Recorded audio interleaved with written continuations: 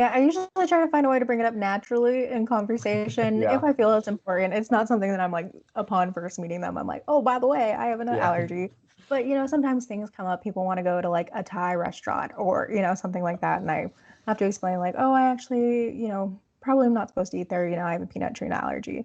Um, Work is probably like where it comes up the most. People bring in snacks and goodies or baked Yeah. goods, and so I'll just like politely ask like, oh, like, can I ask like what is in this? Or, and I just tell them, I have a peanut and tree nut allergy. So try to be a little bit more cautious about what I'm eating.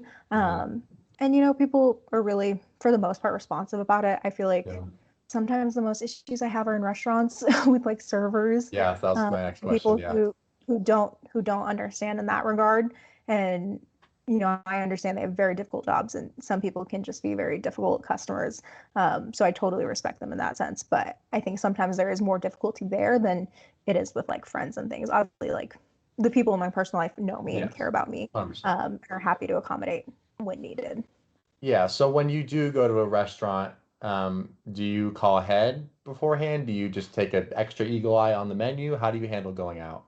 Yeah, I'll usually look at the menu before I go out, and if it's not, like crazy, everything's made with nuts, then I feel like I'm good about it. I will always like mention it to the server as I'm Mm. getting my order, and most of the time they're good, but I do get it's just that anxiety, like, and it's all based on how they respond, because if they, kind of like wave me off, or like don't fully acknowledge it, it does make me a little bit anxious, and it's sometimes a very awkward conversation, especially if they just don't have as much experience with it.